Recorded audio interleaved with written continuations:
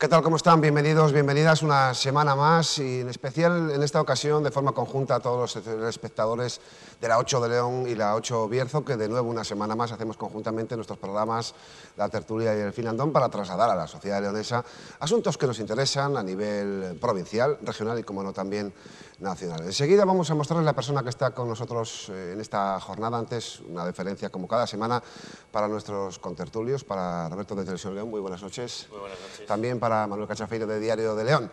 Hoy estamos en el Museo del Bierzo, un emblemático lugar aquí en la comarca berciana, donde vamos a hacer una mezcla entre el pasado, la historia y el presente y el futuro, porque con nosotros está en esta ocasión el responsable del Instituto Nacional de Ciberseguridad, Alberto Hernández, al que queremos agradecer que se encuentre con nosotros para charlar sobre la realidad de las comunicaciones y el futuro de un sector tan importante como es el de la ciberseguridad. Muchas gracias. Un placer estar aquí. Fíjese que antes de pasarle la palabra a los compañeros, si le parece, para instruir de nuevo a los telespectadores, hay que recordar que en este caso lo que era Inteco se fundó en el año 2006 y que no fue hasta el 2014, a finales de 2014, cuando se convirtió en el Instituto Nacional de Ciberseguridad. Se modificó evidentemente la tendencia por las necesidades de la sociedad en general y por lo tanto se han cumplido casi unos 12 años. No sé en este caso qué balance breve puede hacer para entrar un poco en materia sobre las funciones que está desarrollando, si realmente está respondiendo a las necesidades cambiantes de una cultura, la digital, que puede desbordarnos cada día, ¿no? Bueno, pues la propia historia breve de INCIBE y de Inteco anteriormente responde al proceso que estamos viviendo, que es un proceso de transformación, un proceso dinámico en el que las tecnologías, ya las estamos utilizando en todos los ámbitos de nuestra vida, están transformando la forma en la que, por ejemplo, nos relacionamos, también en la forma en la que las empresas están produciendo, se están acercando a los clientes y, por lo tanto, ese cambio que hemos vivido en la transformación de Inteco e INCIBE responde a la misma filosofía. Necesitamos adaptarnos a los nuevos tiempos, adaptarnos a las nuevas amenazas y trabajar para poder proteger a nuestros ciudadanos y a nuestras empresas. Son muchísimas, por ejemplo, las que detectaron las alertas de seguridad el año pasado, más, pero van las 100.000 ampliamente. ¿Estas son todas las que se producen? ¿O qué porcentaje puede ser de las que realmente existen, las que detecta en este caso el INCIBE? Bueno, es difícil estimar cuántos incidentes o ciberataques dejamos de detectar. Probablemente estaríamos detectando, según nuestros cálculos, entre el 70 y el 80% de lo que puede estar ocurriendo en nuestro país en el ámbito del ciudadano y de las empresas. De hecho, la evolución en el número de incidentes que hemos resuelto en nuestro país en los últimos años se ha producido un incremento importante desde el año 2014, fundamentalmente debido a que hemos mejorado mucho las capacidades de detección. Pero también es cierto que los problemas de ciberseguridad en Internet están creciendo porque hay un negocio muy lucrativo detrás de ello, están siendo cada vez más sofisticadas y cada vez más difíciles de detectar. Enseguida abordamos en profundidad, damos el paso a los compañeros.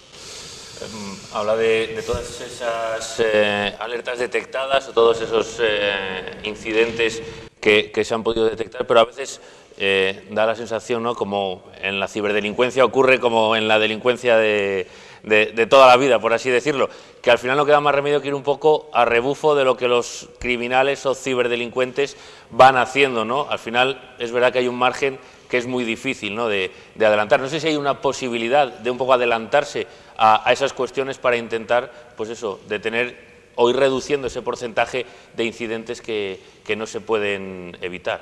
Bueno, hay posibilidades y de hecho en ello estamos.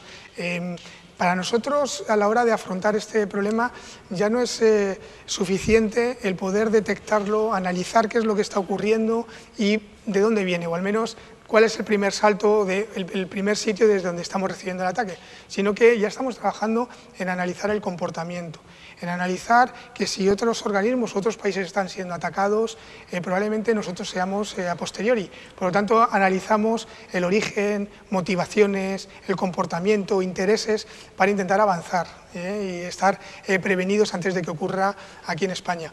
Lo que ocurre es que el Internet o el ciberespacio, le podemos llamar de cualquier forma, tiene unas características que lo hacen especial y que lo hacen especialmente atractivo para grupos organizados y criminales para cometer delitos ahí y no cometerlos, por ejemplo, ir a robar una sucursal bancaria. ¿Cuáles son estas características? La primera es que Internet, el ciberespacio, llega prácticamente a todos los rincones del mundo. Hace poco veíamos que ya hay más de 3.600 millones de internautas o usuarios de Internet, y esto va en aumento. En nuestro país ya hay más dispositivos móviles que personas. La segunda es que el tiempo se mide en milisegundos, es decir, cualquier acción que se hace a miles de kilómetros de distancia pues tiene un efecto en milisegundos en nuestro país. El coste de acceso es bajísimo. Pensemos en lo que cuesta el dispositivo móvil más barato para conectarnos a Internet, es decir, prácticamente la totalidad de la población mundial podría tener acceso a Internet. Presenta anonimato. El ciberespacio tiene una característica fundamental, que es que mediante temas tecnológicos o técnicos y también regulatorios se puede presentar anonimato, y además es asimétrico. Y asimétrico lo que significa es que con poquito esfuerzo puedo producir impactos muy grandes. Caldo de cultivo, por lo tanto, para desarrollar actividades que en otro ámbito son más difíciles y tienen más riesgo de que te cojan. ¿Y están preparados los gobiernos para combatir hasta ese punto lo que nos viene por delante? Bueno, llevamos trabajando desde hace bastante tiempo. En España, por ejemplo, tenemos una estrategia de ciberseguridad nacional desde el año 2013. Estrategia que además es referente en el ámbito internacional, y hay muchos países que van detrás de España y que están utilizando como modelo. En los países, digamos, de nuestro entorno están trabajando en la misma línea que nuestro país, en tener una estrategia, que ya la tenemos, y en tener organismos y capacidades que te permitan no solo detectar lo que te está pasando y reaccionar, sino también trabajar en la concienciación y la prevención. Algo fundamental, porque cuando hablamos de ciberseguridad, de los ciberataques, no es algo muy lejano o algo que está reservado solo a las grandes empresas. Todo ciudadano que tenga un dispositivo móvil, sea un teléfono, una tablet, un ordenador, un portátil, puede ser susceptible de recibir un ciberataque, fundamentalmente con el objetivo de robarte dinero. ¿Y el ciudadano, cuando sufre un ciberataque, cómo se puede poner en contacto con el Inteco? Bueno, hay varios canales. Tenemos números de atención telefónica a través de la Oficina de Seguridad del Internauta. Es un canal web, pero también con un número de atención telefónica. Nos pueden llamar o mandar un correo electrónico para resolver cualquier duda de ciberseguridad o cualquier problema. Si es un tema relacionado con menores, tenemos un canal específico, que es el Centro de Protección del Menor en Internet, Internet Segura for Kids, en el que tenemos un número de atención también gratuito, el 901-116-117, en el que cualquier padre, educador o incluso un menor nos puede llamar preguntando con cualquier problema de ciberseguridad.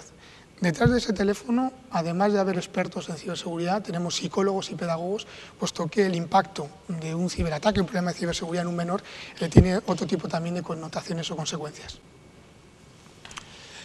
Hablando de que la sociedad esté concienciada, existe una ley de protección de datos que en mayo se va a modificar. No sé si esa modificación se supone que es para mejor, pero si está llegando a todas las empresas, a todos los sectores afectados, porque supongo que es una forma fundamental de proteger el tejido industrial y de proteger a los ciudadanos, esa protección de datos, ¿no? Sí, la protección de los datos personales es un aspecto fundamental.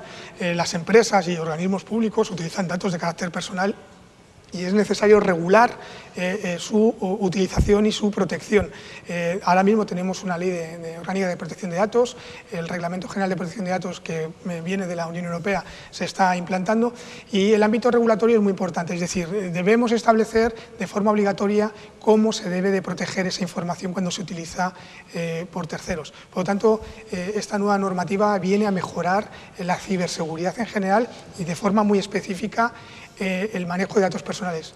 Datos personales que son muy importantes, porque a veces nos preguntamos, bueno, pero mi información personal, si yo no tengo nada que ocultar, no es importante, da igual que esté circulando por Internet. No, es muy importante. Nuestra información personal puede ser utilizada, por ejemplo, pues para realizarnos algún tipo de fraude. Utilizando nuestros datos saben dónde trabajamos, a qué nos dedicamos, etcétera, y pueden llegar a ponerse en contacto con nosotros para ofrecernos cualquier tipo de servicio, o suplantando, por ejemplo, a nuestra entidad o empresa que nos suministra la energía, haciéndose pasar por ella, con el objetivo al final de que hagamos un pago, les demos la tarjeta de crédito, etcétera. Y eso, para realizar ese tipo de ataques, se necesita información personal del usuario. Por lo tanto, nuestros datos personales sí son muy importantes. y que tienen que hacer las empresas, o a quién va sobre todo dirigida esta ley y qué tienen que hacer para proteger estos datos, así un poco someramente. Bueno, esta nueva ley viene a reforzar las medidas y las estrategias para mejorar la protección de los datos de carácter personal. Introduce un aspecto muy importante que es el análisis de riesgos. Es decir, cada organización está, por su casuística, por su actividad, está sometida a unas amenazas diferentes. Esas amenazas tienen que ser evaluadas y se tiene que evaluar de qué forma se están conteniendo o se están protegiendo los datos y analizar si es necesario establecer medidas de seguridad adicionales. Es lo que se denomina un análisis de riesgos. Aquí se establece la obligatoriedad de, además de establecer las medidas de carácter obligatorio, hacer un análisis de riesgos para analizar si es necesario establecer medidas adicionales. Por lo tanto, sí que establece una estrategia mucho más abierta para proteger la información. En el Congreso hay una iniciativa para crear reservistas que puedan colaborar con los poderes públicos para combatir los ciberataques. ¿Eso en qué participación va a estar INCIBE en ese tipo de proyectos? Bueno, la primera parte, y es importante informar, ¿no? La ciberseguridad es un ámbito de desarrollo profesional, es decir, nuestros jóvenes tienen aquí una oportunidad real de encontrar un puesto de trabajo. De hecho, la demanda de profesionales está aumentando año a año y según diferentes estudios se espera que en el año 2020 pudiese haber en el ámbito de la Unión Europea pues más de 1 millón de puestos de trabajo en el ámbito tecnológico sin cubrir. Por lo tanto, todos aquellos jóvenes que quieran estudiar en carreras técnicas o especialidades técnicas tienen una oportunidad real de encontrar un trabajo. Partiendo de que es un trabajo, un sector profesional, sí es cierto que en momentos determinados la sociedad civil podría apoyar al Gobierno, al Estado, en la resolución o en la contención de ataques que pudiesen afectar a la seguridad nacional. Igual que tenemos protección civil, por poner un ejemplo, podría haber una participación de nuestros ciudadanos en ese contexto. La idea del reservista voluntario va en ese sentido, es decir, cómo podemos establecer una serie de mecanismos para reforzar las capacidades del Estado con apoyo de la sociedad civil de forma voluntaria. Bueno, yo creo que el debate está ahí, el cómo hacerlo, tenemos que esperar un poco para ver de qué forma podemos articularlo. Yo creo que la idea es interesante, ahora hay que ver el cómo hacerlo, pero siempre teniendo en cuenta que es un ámbito de desarrollo profesional y también nuestro objetivo como INCIBE es ayudar a que nuestros jóvenes encuentren un puesto de trabajo en este sector. Y lo que nació como Inteco, que después ha sido INCIBE, que en su momento fue un poco, bueno, se veía como una idea, pero ahora que se está viendo su desarrollo y sobre todo su potencial, ¿INCIBE puede crecer en León todavía más? Sí. ¿Hay algún proyecto o hay una meta a medio plazo? No lo sé. Bueno, en el borrador de presupuestos generales del Estado, que se está a tramitar en breve en el Congreso, en ese presupuesto general del Estado ya se aparece tanto la partida económica, que superamos los 23 millones de euros para este año 2018 y se aprueban los presupuestos, y también la autorización para incorporar 70 personas. Ahora mismo la plantilla de INCIBE somos 107 empleados, el crecimiento sería considerable. También es cierto que nosotros, INCIBE, somos un dinamizador del sector, es decir, gran parte de nuestro presupuesto lo que viene es para prestar servicios públicos gratuitos a ciudadanos y empresas, y para prestarlos nos apoyamos también en las empresas del sector de la ciberseguridad que emplean a muchos profesionales, y la idea es que INCIBE sea capaz de prestar muchos servicios públicos de calidad, consigamos proteger a nuestros ciudadanos y haciéndolo además trabajando con la industria y generando puestos de trabajo en la industria, no solamente en INCIBE. Y hablando de esa industria y de ese polo tecnológico, desde el INCIBE se ve ese peso del polo tecnológico de León en el resto del país o incluso a nivel internacional. ¿Tiene ese nombre León de la mano del INCIBE? Sí, yo creo que podemos afirmar que sí. De hecho, en el ámbito internacional, INCIBE es un organismo de referencia. Por poner un ejemplo, desde hace 2 años desarrollamos una formación de primer nivel internacional en la ciudad de León, en la que el pasado año vinieron 300 personas de 30 países a formarse en torno a la ciberseguridad, en torno a INCIBE en la ciudad de León. Y eso es algo muy importante, porque cuando vienen de tantos países y personas que pertenecen a la policía, a jueces, a fiscales, a especialistas de ciberseguridad, estamos viniendo y exportando la imagen de nuestro país como un referente en ciberseguridad, y en el caso concreto la imagen de León. Continuamente nos estamos encontrando cuando establecemos colaboraciones internacionales que cuando hablamos con el otro país ya nos conocen. Conoce lo que hace INCIBE y conoce lo que ocurre alrededor de la ciudad de León. Importante también entender que en esta transformación que estamos viviendo todos los países y que viene motivada fundamentalmente por la evolución tecnológica, lo más importante aquí es el conocimiento. La industria que conocemos desde hace décadas es una industria que tiene un arraigo más local, con una generación de empresa local, por temas logísticos. La tecnología lo que nos viene a transformar es la forma de ver las cosas y de hacer negocios. Ahora lo importante es el conocimiento puede estar deslocalizado. Y lo importante aquí es que el conocimiento lo tenemos en INCIBE, en León, y a través de eso se puede generar mucha empresa que no solo va a vender en León ni en España, sino que debe de ir a vender a otros países. Hace unos días en León había un grupo de la OTAN relacionado con el uso de drones para cuestiones topográficas y destacaban que era fundamental que varios países estuvieran allí representados porque a la hora de desarrollar una operación tenían que compartir la misma información para poder estar coordinados. En la ciberseguridad ocurre lo mismo, es necesario estar coordinado con otros países ahora que las amenazas son cada vez más globales. Es fundamental. De hecho, si miramos a la seguridad tradicional que todos conocemos, quizás es un asunto más de país. Si hablamos de ciberseguridad es un asunto internacional. Es decir, todo lo que ocurre en España, o prácticamente todo lo que ocurre en España, no se origina en España. Se origina a miles de kilómetros. Pero antes de llegar a España, ha pasado por otros países. Por lo tanto, para poder protegernos necesitamos trabajar de forma muy estrecha con el resto de países. Y no solamente países de nuestro entorno más cercano, sino con países a miles de kilómetros de distancia. En este sentido, nosotros trabajamos de forma muy estrecha con países asiáticos, por ejemplo. Con países latinoamericanos, por supuesto, pero con países en los que tradicionalmente no hemos tenido una relación a lo mejor económica muy estrecha. Aquí es fundamental la colaboración internacional. Y nosotros aprovechamos también la colaboración internacional por un segundo motivo, objetivo. Necesitamos trabajar para relacionarnos adecuadamente, para intercambiar información, para que cuando ocurra algo en España y vemos que se origina en otro país, que nos ayuden y trabajemos conjuntamente, pero en paralelo para exportar la imagen de nuestro país como un referente. Eso lo que hace es facilitar que nuestras empresas mejoren su competitividad en todos estos países. En ese sentido, llevamos trabajando desde hace 3 años fundamentalmente en el establecimiento de acuerdos de colaboración a nivel bilateral con países, pero también multilateral. Destacaría la estrecha relación que tenemos con la Organización de Estados Americanos, en la que realizamos muchísimos proyectos de colaboración internacional. Entre ellos, por ejemplo, expertos, esta semana hay expertos españoles, en concreto en Colombia, contando el modelo español y ayudando a nuestros homólogos colombianos a desarrollar sus capacidades.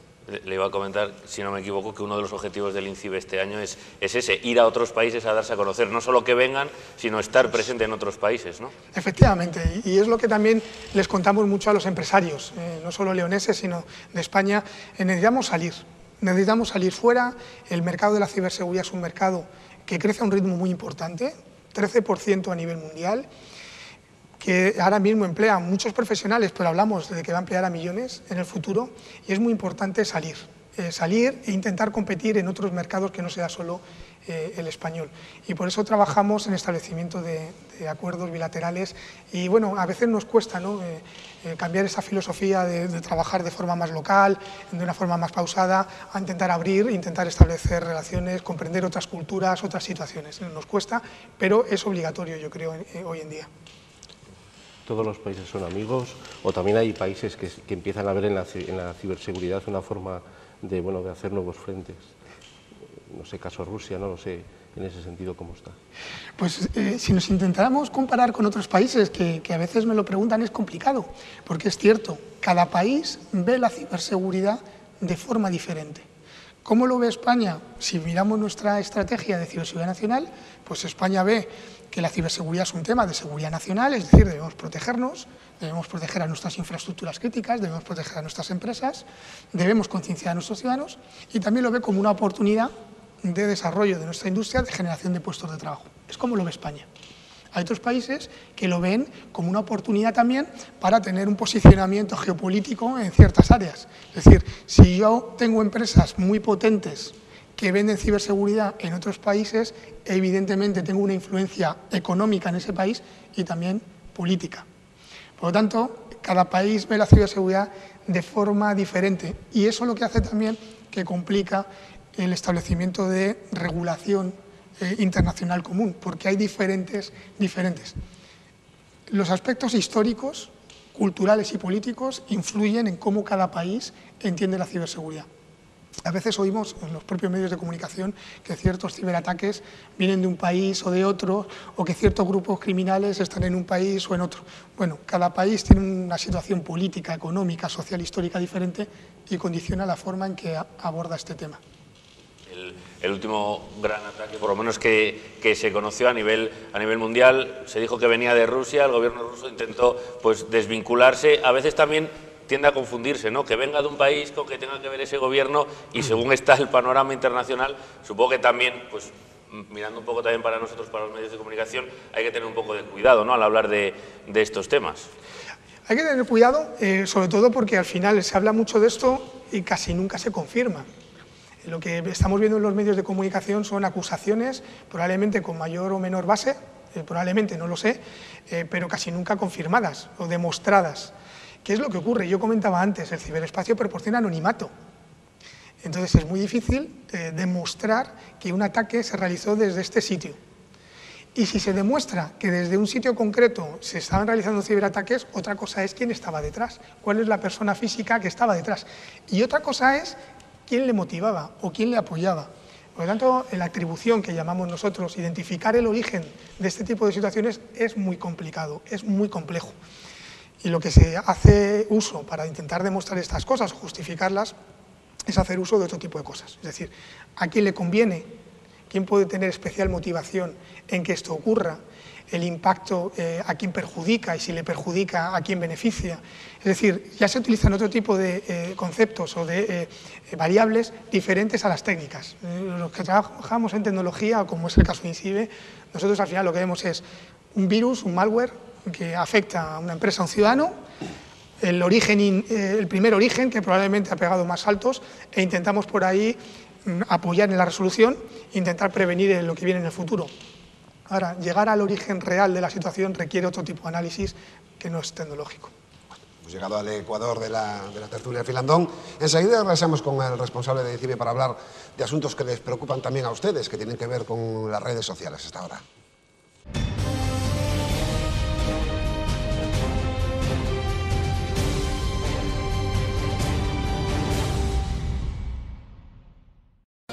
En 2015 cumplimos 50 años y por eso queremos explicarte por qué somos tu óptica de siempre en Ponferrada.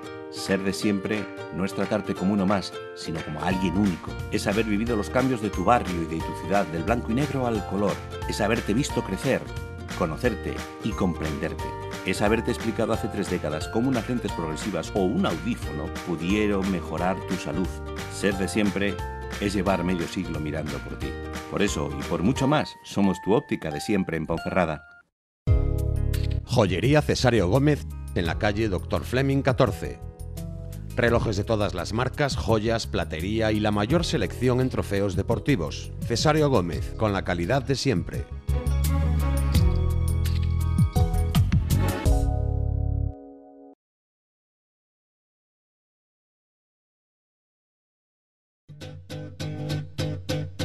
One, two, three, four. Can I have a little more? 5, 6, 7, 8, 9, 10. I love you. A, B, C, D. Can I bring my friend to tea? E, F, G, H, I. Nova Vida. Cuidamos de los que más quieres, porque un pequeño gesto marca la diferencia. En el trato, en la compañía, en el personal, en el entorno, en el ocio y hasta en la comida. Nova Vida. Cuidamos de los que más quieres.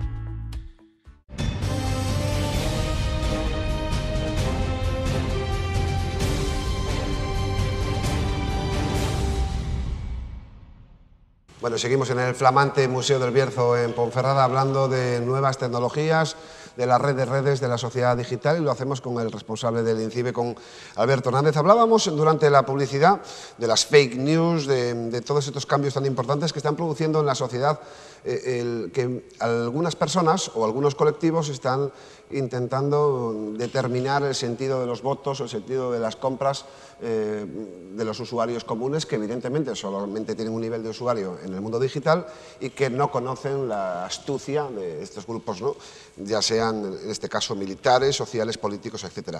El ciudadano en esta sociedad digital, donde las redes sociales parece que lo ocupan todo, que son incluso los medios de comunicación, quieren hasta suplantar a los medios de comunicación, ¿es consciente de que le están cambiando los comportamientos y las ideas? ¿Es consciente o cree que esto es una especie de broma, que es algo puntual, o cree que la tendencia de su opinión pública se está cambiando y no es por voluntad propia? Yo creo que no es lo suficientemente consciente de forma general, aunque es cierto que está cambiando esa conciencia. Yo creo que con los ciberataques o ciberincidentes que vivimos el año pasado, en el mes de mayo y junio, con WannaCry y Petya, gran parte de nuestros ciudadanos fueron conscientes de que la ciberseguridad es un asunto importante y que les puede afectar. De hecho, que les afecta. Pero también es cierto que hasta hace muy poco, o incluso ahora, podemos creer que la tecnología es como una herramienta de apoyo, y no es una herramienta de apoyo. El ciberespacio Internet ahora mismo constituye un dominio nuevo en el que nos desenvolvemos. Y me explico. Nosotros conocemos que el dominio físico de la Tierra, en el que andamos y nos relacionamos, el marítimo, el aéreo y el del espacio exterior. Ahora hay uno nuevo, que es el ciberespacio. En ese dominio establecemos relaciones, intercambiamos información. De hecho, vemos a muchos colectivos de jóvenes que prácticamente ya no se ven, hablan por WhatsApp, en el que expresamos nuestras emociones, en el que realizamos nuestras operaciones con las empresas. Es decir, es un dominio en toda regla en el que lo que hacemos es tan real como en los dominios tradicionales. Y quizá no nos habíamos dado cuenta. Y el impacto que se puede producir por incidentes o ataques en ese dominio, el impacto se puede trasladar al mundo físico. Y quizás no nos habíamos dado cuenta. Por lo tanto, lo que tenemos que estar es ocupados en ello, no preocupados. Es decir, nosotros no queremos alarmar. Lo que queremos es decir las tecnologías forman parte del presente y del futuro. Las tecnologías nos permiten avanzar en el diagnóstico sanitario, en la identificación de los mejores tratamientos para ciertas enfermedades, en acercar en el ámbito de la empresa nuestra oferta a empresas a miles de kilómetros, en hablar con nuestros familiares. Es decir, las tecnologías nos están aportando muchas cosas buenas. Ahora, hay que utilizarlas de forma segura. Y eso quizás es lo nuevo, que no es tan nuevo, porque si nos remontamos a la historia, el primer virus que apareció en los años 70. Es decir, esto es muy antiguo, pero a nivel ciudadano no nos hemos dado cuenta. Lo que tenemos que hacer ahora es entender que igual que cuando conducimos un coche nos abrochamos el cinturón de seguridad, tenemos que conocer las señales y tenemos que respetar ciertas normas, cuando utilizamos tecnologías tenemos que hacer lo mismo y no nos queda más remedio. Quizá puede ser aburrido, no lo es tanto, y estamos intentando acercar la ciberseguridad de una forma un poco más divertida, pero quizá no nos guste, quizá nos lleve tiempo, etcétera, pero no nos queda otra que hacerlo. Y ahí tenemos que trabajar mucho con los ciudadanos y con los empresarios, con las empresas, en acercar la ciberseguridad a todos ellos, porque todos ellos consumen tecnología. Hablando de fake news, de noticias falsas que han influido en las elecciones en Estados Unidos, que influyeron en el Brexit en su día, que influyen en la situación en Cataluña, ¿hasta qué punto esas noticias falsas pueden legislarse, o sea, contra esas noticias falsas se puede legislar, como está intentando hacer la Unión Europea, que no acaba tampoco de ponerse de acuerdo? ¿Y hasta qué punto es una cuestión de educación, como decía, de enseñar al ciudadano cómo moverse por las nuevas tecnologías o por las redes sociales y cómo manejar también la información? Claro, ¿hasta qué punto se puede legislar y hasta qué punto es una cuestión de educación? Las noticias falsas no es nada nuevo. No es nada nuevo. Yo siempre recuerdo de pequeño viendo la televisión, en las películas en blanco y negro de la Segunda Guerra Mundial, por ejemplo, como en algunas películas, pues desde un bando se lanzaban octavillas desde el avión para que llegase al otro bando y les minase la moral y se rindiesen o la población se sublevase. Es decir, la desinformación, en todas sus atribuciones y conceptos, ha existido toda la vida.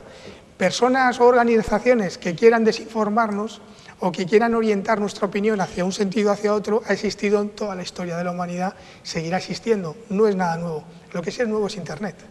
Y lo que produce Internet es que ese tipo de iniciativas son amplificadas por Internet, porque llega a todos los rincones del mundo, porque no, es muy difícil que encuentren el origen de esto, el impacto es enorme, ¿no? ¿Cuáles son las estrategias entonces para luchar contra esto? La primera de ellas es la regulación, es cierto, la regulación va a poder mejorar este tipo de cosas, también la tecnología, que ya se están desarrollando tecnologías que pueden identificar si una noticia es falsa o no, es decir, aplicando inteligencia artificial, machine learning, es decir, ciertas tecnologías que va a permitir decirte con cierta probabilidad si esta noticia puede ser falsa o no.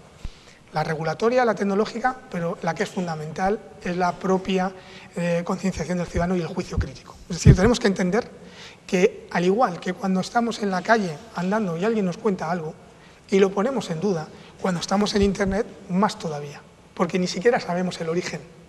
Y quizás hemos tenido hasta hace muy poco una falsa sensación de seguridad. Vamos por la calle, alguien nos para y nos dice, oye, perdona, damos un paso atrás, nos ponemos a la defensiva y vemos a ver qué pasa. En cambio, estamos en Internet, estamos en nuestro sofá con una sensación de seguridad y abrimos nuestra vida. Compartimos información personal con gente que no conocemos, aceptamos solicitudes de gente que no conocemos y hacemos muchísimas cosas que en el entorno físico serían impensables. Por lo tanto, necesitamos trabajar en la concienciación de los ciudadanos y en su juicio crítico. Es decir, que sepan o que al menos se planteen que aquello que les llega puede no ser cierto. Y eso es muy importante. Y supongo que también el hecho de que de vez en cuando surja algún bulo es como un paso atrás. El hecho de perder esa seriedad, ¿no? De decir, bueno, es que aquí también nos venden cosas que luego igual no son, ¿no? A veces que salen esos bulos sobre posibles ataques, injerencias, ¿no? Como ha salido alguna vez con personas desaparecidas que en realidad no lo estaban. Eso no sé si perjudica también esa lucha o esa concienciación, que haga que la gente pues desconecte un poco diciendo, bueno, si es que luego me engañan sin darme cuenta. Pero es que en Internet va a pasar eso. En Internet, todas las amenazas que conocemos, es decir, robos, en Internet se producen robos. No con una persona físicamente, pero sí que te roban la tarjeta de crédito y te pueden sacar dinero del banco. Robos, fraudes, extorsiones, es decir, a personas que, aprovechando el establecimiento de confianza, pues por ejemplo, que conocen a una persona por Internet, establecen una relación, a una supuesta persona, establecen una relación y ocurren casos que llega un momento que piden que se desnude esta persona. Y cuando se están desnudando le graban y luego le extorsionan, extorsiones, noticias falsas. Pero todas estas amenazas o peligros existían, han existido siempre y se estaban materializando en el mundo físico. Ahora se materializan en el mundo lógico, en Internet. Y tenemos que pensar en ello. Y además que, como decía, es más rápido, más barato y es difícil que te cojan. Por lo tanto, si te van a robar dinero, a las organizaciones criminales les sale más rentable hacerlo por Internet y no entrando en tu casa, porque en tu casa les pueden coger y por Internet es mucho más difícil, aunque se desmantelan grupos criminales y tenemos casos recientes que nuestra Policía y Guardia Civil son un ejemplo además de unidades que desmantelan ese tipo de organizaciones. Pero pensemos que Internet es una herramienta muy potente para muchas cosas, pero tenemos que aplicar juicio crítico y estar adecuadamente concienciados de cómo debemos utilizarla, porque por ahí ahora mismo hay muchas amenazas, pero las va a seguir habiendo, porque en la historia de la humanidad las amenazas han existido en los diferentes medios en los que hemos desenvuelto y van a seguir existiendo, por desgracia. Hablamos sobre todo, yo creo que de impunidad. En el Código Penal se debería hacer algún cambio para intentar perseguir bueno, pues todo lo que aparece en torno a la ciberseguridad, a la falta de seguridad en Internet. Bueno, yo podría decir que nuestra ley de enjuiciamiento criminal y las normativas relacionadas son un referente también a nivel internacional. Es decir, en España se han hecho en los últimos años un avance muy importante en el ámbito jurídico para la persecución de los delitos en Internet. De hecho, tenemos una fiscalía especializada en ciberdelitos y que son referentes a nivel internacional. Se están consiguiendo muchas cosas, pero es cierto que los delitos en algunos casos van a veces por delante. Es decir, los grupos criminales están continuamente pensando cómo cometer acciones y quedar impunes. La ley siempre ha ido tradicionalmente un paso detrás, pero aquí en España tenemos un sistema jurídico bastante importante y potente que está consiguiendo muchos resultados. Si analizamos análisis del Ministerio del Interior del año 2016, pues se tuvieron constancia al Ministerio del Interior más de 55.000 casos relativos a problemas de ciberseguridad con ciudadanos y empresas. Se resolvieron más del 35%. Teniendo en cuenta que Internet proporciona anonimato, resolver más del 35% de los casos es un dato muy importante. O si miramos las noticias recientes de las últimas 2 semanas, la Unidad de Investigación Tecnológica de la Policía Nacional desmanteló un grupo criminal que operaba a nivel internacional y que estaba siendo buscado desde hace muchos años, y fue nuestra policía. Y el supuesto delincuente o cabecilla de la trama está en prisión preventiva.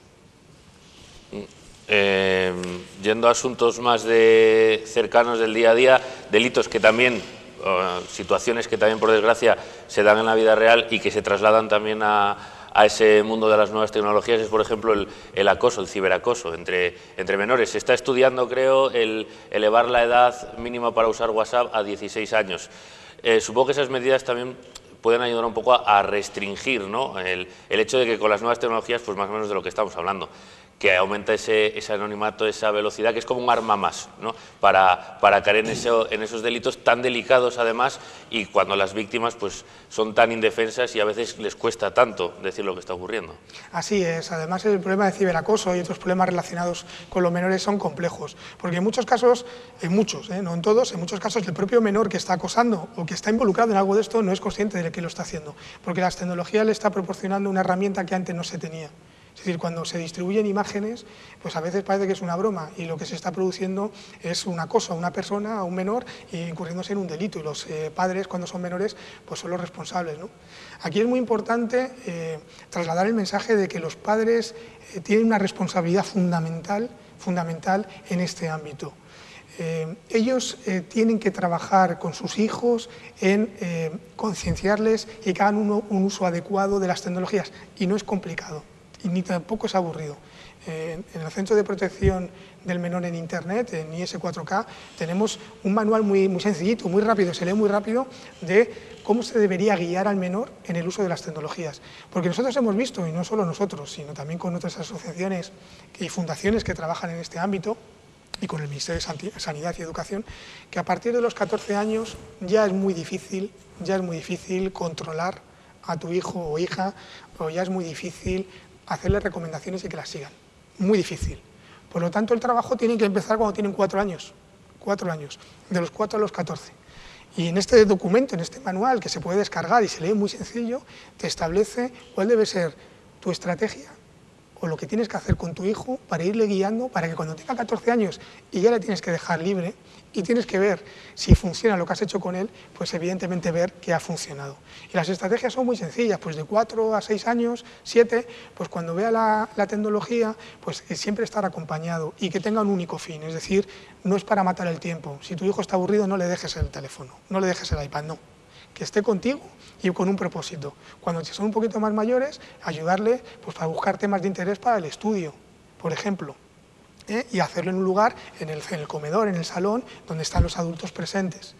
Cuando están más mayores y a lo mejor hacen un uso ya más autónomo de las tecnologías, instalarles herramientas de control parental que se llaman. Incluso hay herramientas gratuitas. Es decir, que controlen el tiempo de uso, que controlen a qué páginas se conectan. Como digo, son actividades o estrategias muy sencillas, pero que van a generar un comportamiento adecuado en el menor, y cuando lleguen a 14 años y ya van a ir solos, vamos a tener cierta garantía que, una, no les va a pasar nada, y dos, no van a participar en un acto contra otro compañero o amigo. Porque aquí es muy interesante, nuestro hijo o hija no solamente puede ser una víctima, sino puede ser partícipe de este tipo de acciones y a veces sin darse cuenta. Además, este mundo evoluciona rapidísimo, enseguida salen nuevas redes sociales, nuevas aplicaciones.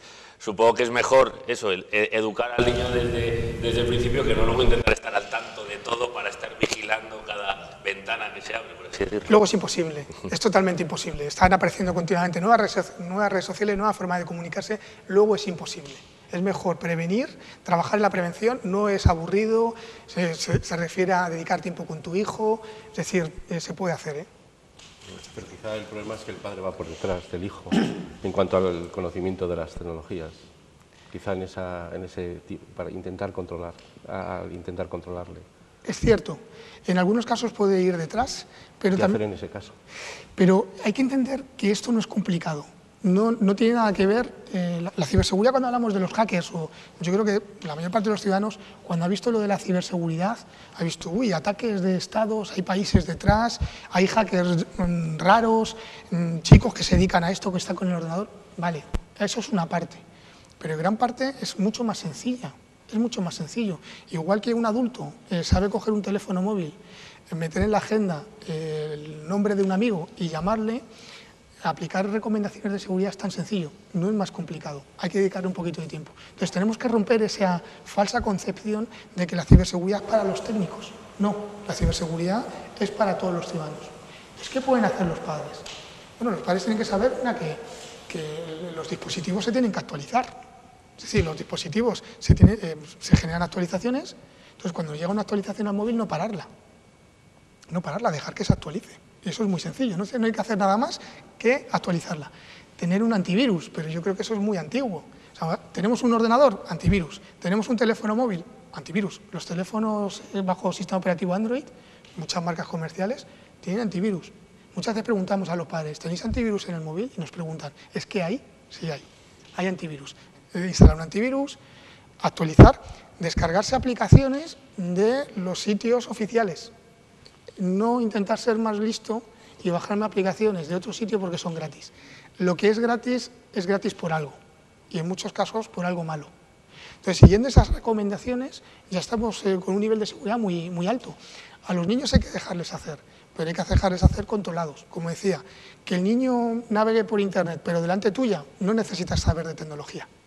Lo que necesitas hacer es que tu hijo o hija esté contigo navegando por Internet. La pregunta del millón, ¿con cuántos años le dejamos un móvil a un chaval? Bueno, es una pregunta muy compleja de contestar y hay mucho debate en torno a eso. Yo creo que hay que analizarlo caso por caso. Pues se habla a veces por encima de los 13 años, de los 14. Yo creo que, eso bajo mi punto de vista, no es tanto el proporcionarle un teléfono móvil, sino el uso que va a hacer de él. Y ahí es donde vuelvo al origen.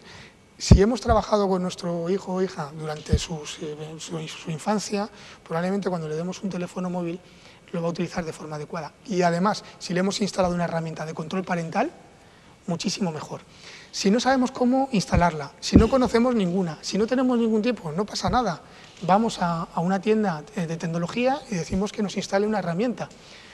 Nos hemos acostumbrado también con el ámbito de la tecnología que pensamos que todo es gratis. Pagamos por el fontanero, pagamos por la luz, pagamos por la reparación del coche, pero por que nos arreglen el ordenador no nos gusta tanto pagar por ello, ¿no? La tecnología necesita también de un apoyo de profesionales. Hablamos de los peligros de las nuevas tecnologías, de las redes sociales, pero también es una herramienta muy útil, ¿no? Al final es algo útil que depende del uso que se le dé. Supongo que también desde el INCIBE pues, se percibe, ¿no? que pueda haber casos de colaboración ciudadana o casos de difusión de información importante o necesaria. También hay que incidir un poco, ¿no? en ese uso positivo de las nuevas tecnologías, aunque el Instituto se dedica a la ciberseguridad y a evitar los incidentes, pero también hay un uso muy positivo que es el que también hay que fomentar. No cogerle miedo a las nuevas tecnologías, ni con los menores ni con los adultos, sino fomentar, ¿no? esa parte más útil. Efectivamente, estoy totalmente de acuerdo, tenemos que fomentar el uso y cada vez más. Vamos a ser una sociedad, ya lo somos, tremendamente tecnológica, pero es que en los próximos años vamos a ser aún más. No tenemos que cogerle miedo, tenemos que utilizarla y luego seguir esas recomendaciones muy sencillitas. Y ejemplos de tecnologías que nos prestan una utilidad, un uso muy importante, pues en resaltar, por ejemplo, AlertCorps, que es una herramienta no nuestra, es del Ministerio del Interior y que lo que permite es que cuando cualquier ciudadano vea un acto delictivo, una agresión, un robo, cualquier cosa, puede denunciarlo inmediatamente a través de la aplicación y eso le llega a la Policía y la Guardia Civil, saben la localización, saben qué tipo de incidente y pueden actuar de forma muy rápida. Es decir, en los temas de seguridad, no solo de ciberseguridad, seguridad en general, se están desarrollando muchas iniciativas, pero ¿qué hablar de la educación? La tecnología nos está permitiendo acercar la educación, el conocimiento, de forma más rápida a los menores, a los estudiantes, a la población en general. O sea, el acceso al conocimiento nunca ha sido tan rápido y sencillo y barato como estamos viviendo ahora. Eso es algo fundamental para todas las sociedades. volvemos otra vez a lo mejor al tema de la educación, que tenemos tanto conocimiento que a veces estamos desbordados, ¿no? Hay que aprender a recibir toda esa información, todo ese conocimiento, o a saber manejarse también. Efectivamente, primero hay que distinguir entre lo que puede estar bien y lo que puede estar mal. En Internet hay muchas cosas que no están bien, que son mentira, hay que aprender a eso. Juicio crítico.